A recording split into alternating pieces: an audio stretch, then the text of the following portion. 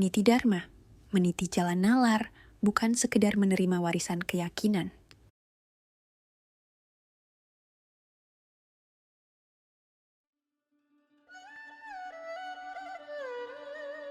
Bayangkan kamu lahir di keluarga Chinese yang sangat menghormati arwah leluhur.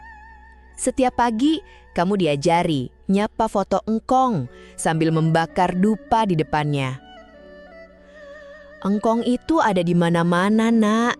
Dia yang jaga kita sekeluarga. Dan kamu pun percaya. Waktu kamu jadi juara kelas karena rajin belajar, orang tuamu langsung bilang, "Itu karena engkong mantuin kamu." Padahal kamu yang jungkir balik belajar. Engkong? Ya masih diem di foto. Tapi kamu tetap bersyukur. Malam-malam sebelum tidur, kamu doa. "Terima kasih, engkong." Sampai suatu hari, kamu kecelakaan. Dan kamu nanya, "Kenapa engkong membiarkan aku celaka?" Orang tuamu jawab dengan penuh keyakinan, "Karena engkong sedang mengujimu supaya kamu belajar dewasa." Dan kamu makin rajin bakar dupa. Padahal seumur hidup kamu gak pernah ketemu sama engkong. Arwahnya juga gak pernah nongol. Tapi kamu percaya dan kamu sembah.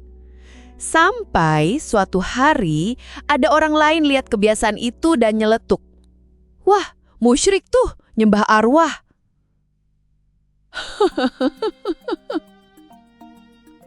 Lucu ya? Padahal mereka sendiri nyembah Tuhan yang juga gak pernah muncul, gak pernah kelihatan batang hidungnya, dan dari lahir pun, ya mereka cuma ngikutin kata orang tuanya. Apa bedanya kamu dengan mereka? Apa bedanya engkongmu dengan Tuhan mereka? Jika seseorang berkata kepadamu bahwa ada sosok tak terlihat yang tinggal di rumahmu, yang diam saja, tak meninggalkan jejak, dan tak pernah bisa kamu lihat, reaksi pertamamu pasti bukan percaya, tapi bertanya, "Mana buktinya?" Dan jika mereka tak bisa menunjukkan apa-apa, kamu mungkin akan tertawa geli, atau malah khawatir dengan kondisi mentalnya. Tapi anehnya, ketika seseorang berkata bahwa ada makhluk ilahi yang menciptakan alam semesta, yang melihat segalanya, mengendalikan segalanya, namun tak pernah benar-benar muncul, nada masyarakat justru berubah. Mereka berharap kamu mengangguk hormat dan menerimanya dengan serius. Ada kontradiksi mendasar dalam sistem kepercayaan ini. Orang bilang Tuhan ada di mana-mana, tapi tak pernah terlihat dimanapun. Ia selalu mengawasi, selalu menghakimi, tapi tak satu pun dari kita pernah benar-benar melihatnya.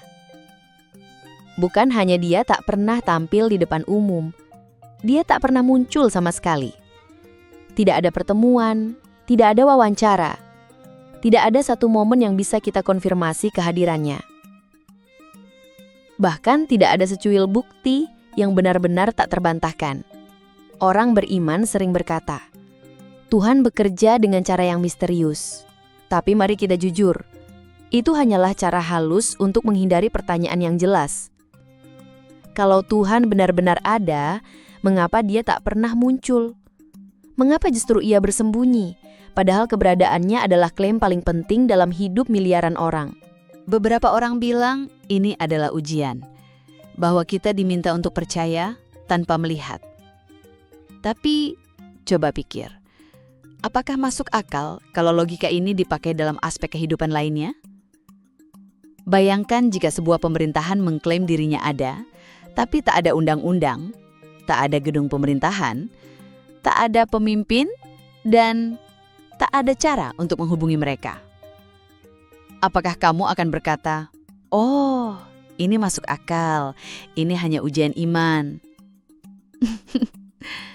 Tidak, kamu akan berkata, pemerintahan ini tidak ada. Jadi, mengapa kita memperlakukan Tuhan dengan standar yang jauh lebih longgar daripada pemerintahan, atau bahkan teman imajiner. Kepercayaan tanpa bukti bukanlah tanda beriman. Itu adalah cacat dalam cara berpikir. Dan ketika orang diberitahu bahwa buta dalam keyakinan adalah hal yang mulia, itu bukan karena mereka sedang mencari kebenaran, tapi karena sistem sedang mempertahankan kendali.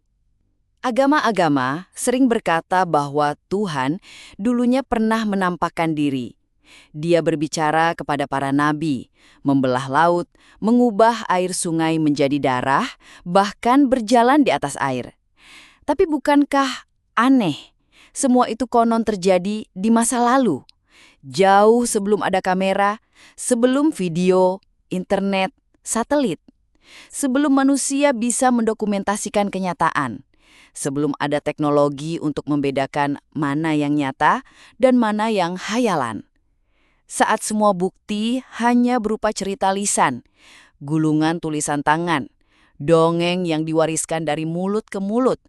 Mengapa semua aktivitas Tuhan yang terlihat tiba-tiba lenyap, tepat ketika manusia mulai punya alat untuk mengabadikannya? Kalau ada seseorang yang berjalan di atas air hari ini, di zaman video 4K, drone, siaran langsung, apakah mungkin dunia tak mengetahuinya? Tapi itu tak pernah terjadi. Tak ada kebangkitan orang mati. Tak ada semak yang menyala lalu berbicara. Tak ada suara dari langit. Tak ada penampakan. Yang ada justru doa yang tak dijawab. Anak-anak yang tetap menderita di rumah sakit. Bencana yang tetap datang. Orang-orang yang tetap mati. Dan saat bantuan datang, hampir selalu dari manusia. Dokter, pemadam kebakaran, relawan, teman. Namun entah mengapa, pujian tetap diberikan pada sosok tak terlihat, yang tak pernah muncul di depan layar. Bayangkan, seorang anak diculik. Apakah kita akan bilang, "Tenang aja bro, siapa tahu ada makhluk gaib yang nyelamatin"? Enggak lah, kita langsung panik. Telepon polisi, kumpulin warga, pasang banner anak hilang di mana-mana. Kita bergerak. Karena kita tahu, harapan doang, yah, kayak nunggu mantan balikan, nggak akan kejadian. Yang mengubah keadaan bukan doa, bukan harapan, tapi tindakan nyata. Bukan berharap sama Tuhan yang, ya, suka absen, tapi tetap dielu-elukan. Lucunya nih ya, kalau ada orang muncul bantuin, misalnya tetangga yang nolong atau polisi yang berhasil. Apa yang mereka bilang? Itu Tuhan yang menggerakkan hatinya. Hah? Bukan pahlawannya yang dikasih tepuk tangan, tapi Tuhan yang dapat kredit penuh. Kayak orang yang gak kerja kelompok, tapi namanya tetap ditulis paling atas. Tapi kalau si anak malah mati. Itu ujian dari Tuhan. Aneh banget kan? Tuhan selalu dibela, meskipun dia nggak pernah kelihatan batang hidungnya. Beginilah hebatnya ideologi yang sukses mencuci otak. Kebal terhadap logika, kebal terhadap kenyataan, dan sayangnya bikin orang waras jadi tampak aneh. Sama kayak rakyat Jerman zaman Hitler. Ketika Nazi membantai orang Yahudi dan menyerang negara lain, mereka malah bangga. Bangga atas kebrutalan yang dibungkus nasionalisme. Bangga karena berhasil jadi bagian dari kekuasaan. Lalu lihat Korea Utara. Orang-orangnya kelihatan loyal banget. Tersenyum di TV, hormat sama pemimpin. Padahal hidup mereka dikurung tanpa jeruji. Karena begitulah kalau sejak kecil, otak kita cuma disuapi satu versi kebenaran. Kita nggak tahu kalau ternyata ada dunia yang lebih luas, lebih bebas, lebih manusiawi. Dan disinilah titik bahayanya. Ketika kita menukar kebebasan berpikir demi rasa nyaman dalam keyakinan buta, kita sebenarnya sedang membangun penjara untuk diri sendiri. Penjara yang didekor ayat, dipagari surga neraka, tapi isinya kekosongan yang tak pernah ditanya. Dan yang paling ironis, kuncinya sebenarnya selalu di kantong kita sendiri. Tapi kita nggak sadar karena terlalu sibuk nyembah gemboknya. Tapi, kata kuncinya adalah ilusi. Percaya memang terasa menyenangkan. Ada rasa hangat, rasa aman, seolah semuanya akan baik-baik saja. Tapi rasa nyaman bukan berarti kebenaran. Dan fakta bahwa begitu banyak orang rela membela sosok yang tak pernah muncul, hanya menunjukkan betapa kuatnya daya tarik rasa nyaman. Tapi ini bukan cuma soal Tuhan yang tak pernah menunjukkan diri. Nada yang lebih memusik adalah bagaimana sosok Tuhan itu digambarkan. Dalam kitab-kitab suci besar, Alkitab, Al-Quran, dan Taurat, kalau kita mau jujur membacanya, tanpa bumbu pembenaran religius, Tuhan bukan terlihat sebagai sosok penuh kasih, melainkan sebagai sosok yang murka, haus kuasa, dan sangat berbahaya. Lihat saja polanya.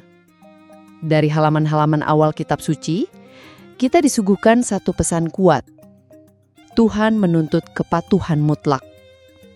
Bukan cinta, bukan keadilan, tapi ketaatan total. Adam dan Hawa makan dari satu pohon, dan seluruh umat manusia dihukum selamanya. Apakah itu keadilan ilahi? Atau hanya hukuman kolektif yang kejam? Bayangkan, jika sebuah negara menghukum seluruh rakyatnya hanya karena satu orang melanggar aturan. Kita akan menyebutnya rezim tirani. Tapi kalau Tuhan yang melakukannya, kita diajarkan untuk menyebutnya kudus. Lalu, kisah banjir Nuh. Tuhan memutuskan untuk membasmi seluruh umat manusia. Laki-laki, perempuan, anak-anak, bahkan bayi yang baru lahir, semuanya ditenggelamkan. Hanya karena manusia dianggap jahat. Benarkah itu keadilan ilahi? Atau refleksi dari imajinasi manusia yang takut dan haus kendali? Di Alkitab, Tuhan digambarkan sebagai Maha Kasih dan Penyayang. Sepertinya orang Kristen tidak pernah membaca Alkitabnya sendiri secara seksama.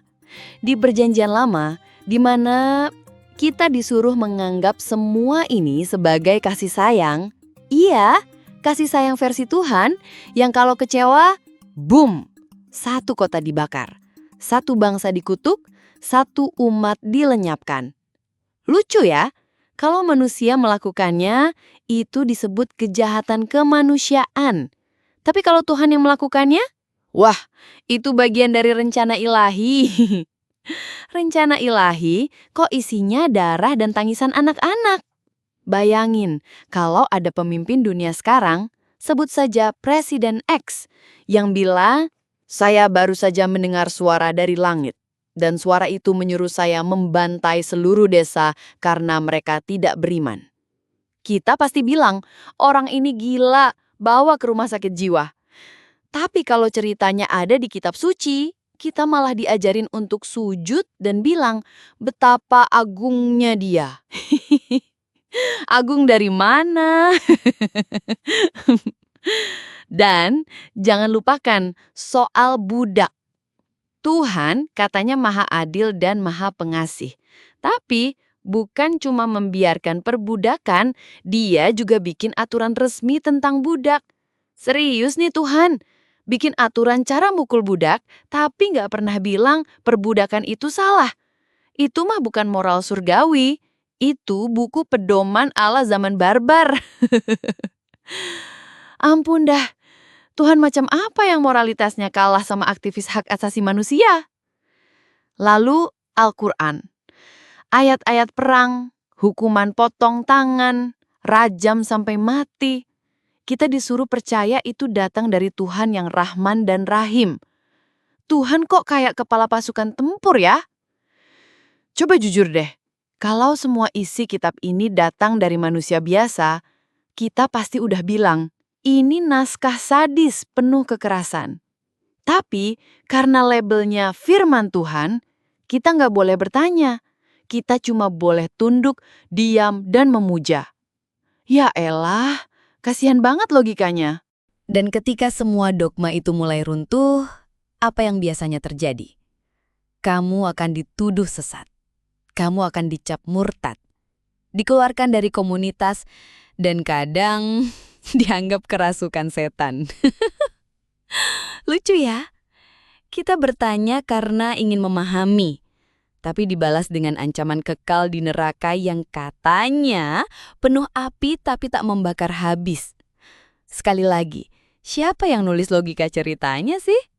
Kalau Tuhan memang Maha Tahu, bukankah Dia tahu juga bahwa otak ini akan bertanya, bahwa akal ini akan menggugat? Lalu kenapa malah dimarahi?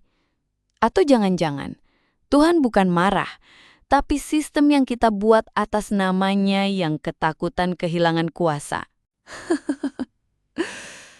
Dan pada akhirnya, pertanyaannya bukan lagi sekedar apakah Tuhan itu ada, tapi juga kalau Tuhan seperti yang digambarkan dalam kitab suci itu memang nyata, apakah Dia layak disembah? Karena coba pikir, kalau kebaikan cuma berdasarkan rasa takut, dan moralitas artinya cuma taat tanpa nanya, itu bukan spiritualitas. Itu cuma pengendalian, dibungkus pakai nama iman. Dan ya, kita harus tegas di sini. Kita nggak sedang menghina Tuhan. Ini bukan serangan terhadap kebenaran sejati. Yang kita lakukan hanyalah membaca ulang. Membaca ulang dengan jujur, tanpa takut, apa yang sebenarnya tertulis di dalam kitab-kitab itu sendiri. Taurat, Alkitab, Al-Quran, ya isinya banyak ajaran moral, kisah spiritual, tapi juga gambaran tentang Tuhan yang kejam, pendendam, dan amat sangat gembar menghukum. Dan itu bukan kata kita.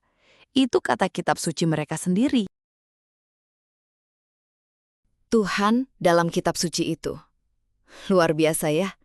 Menyuruh nabi-nabinya membantai seluruh kota, menenggelamkan umat manusia sedunia, versi Global Flood katanya. Membakar Sodom dan Gomora sampai gosong, mengirim 10 tulah ke Mesir, kayak trailer film horor. Memerintahkan genosida atas suku-suku tertentu, menyetujui perbudakan, merajam perempuan, memotong tangan pencuri, dan, ya tentu saja, menyiksa orang yang tidak taat. Dan semua ini bukan fitnah dari kelompok anti-agama, bukan hoax dari kaum kafir liberal. Ini tertulis jelas di dalam teks kitab suci, hitam di atas putih, dan disucikan oleh miliaran manusia setiap harinya. Lucunya, kalau kita bandingkan dengan karakter yang katanya paling jahat, si iblis, kok malah terasa agak sopan. Iblis dalam narasi kitab suci itu tidak pernah memerintahkan pembantaian, tidak pernah mengatur perbudakan, tidak pernah menciptakan neraka abadi buat manusia, dan tidak pernah menenggelamkan satu planet penuh isinya. Paling banter, dia cuma menggoda dan menolak sujud sama makhluk. Itu aja. Kalau di dunia nyata, iblis mungkin cuma kena pasal 303 ringan, menggoda orang lain buat mikir sendiri. Sementara Tuhan versi teks suci itu, bisa masuk pengadilan HAM internasional. Tapi anehnya, iblis dimusuhi, dikutuk, dibakar-bakar setiap malam Jumat. Sementara Tuhan yang track rekornya jauh lebih brutal, disembah, dipuji, dielu-elukan, dan dimintai ampun oleh umat yang bahkan belum sempat salah. Mungkin ini semacam sindrom Stockholm spiritual, ketika korban kekerasan justru membela pelaku kekerasannya, karena takut, atau karena diajari untuk menyebut itu cinta. Tertawalah jika kamu masih bisa. Karena setelah sadar, kita mungkin hanya bisa diam, lalu bertanya dengan tenang. Siapa sebenarnya yang jahat? Dan siapa yang hanya punya reputasi buruk? Lucu ya? Kita hidup di dunia yang katanya penuh cinta Tuhan. Tapi dari kecil udah ditakut-takuti dengan gambaran neraka. Dibisikan terus-menerus bahwa kalau kamu salah langkah sedikit, kamu dibakar. Abadi. Aduh, cinta macam apa itu? Kita nggak boleh tanya, nggak boleh ragu, nggak boleh berpikir terlalu jauh. Karena katanya, akal itu terbatas dan iman harus buta. Iya ya, iman buta, tapi jangan sampai pakai logika. Nanti kamu dianggap sesat. Dan lucunya lagi, yang ngajarin kita untuk jangan pakai akal adalah orang-orang yang tiap hari pakai akalnya buat cari duit, buat jualan agama. Ironis bukan? Tapi ya, begitulah. Agama seringkali bukan soal kebenaran, tapi soal kekuasaan. Bukan soal cinta, tapi soal kendali. Dan kita yang sejak kecil dibentuk dalam ketakutan, akhirnya tumbuh jadi orang dewasa yang tidak bisa mencintai Tuhan tanpa rasa takut. Tidak bisa bertanya tanpa rasa bersalah. Tidak bisa berkata jujur pada diri sendiri bahwa ini semua terasa seperti kebohongan yang dibungkus suci. Tapi di balik semua itu, masih ada harapan. Karena satu persatu dari kita mulai bangun, mulai bertanya, mulai tertawa, bukan karena tidak hormat, tapi karena sadar betapa lucunya sistem ini. Kita mulai sadar bahwa mungkin Tuhan yang sejati tidak butuh kita tunduk seperti budak. Dia tidak mengancam, dia tidak menghukum hanya karena kita berpikir. Tuhan yang sejati mungkin justru sedang tersenyum, melihat kita mulai berani mempertanyakan semua ini. Karena kebenaran tidak takut diuji, dan cinta tidak butuh ancaman untuk tetap ada. Terima kasih telah menonton. Sampai jumpa di video berikutnya bersama Niti Dharma, tempat kita belajar melihat dunia bukan dengan takut, tapi dengan nalar logika dan hati yang jujur.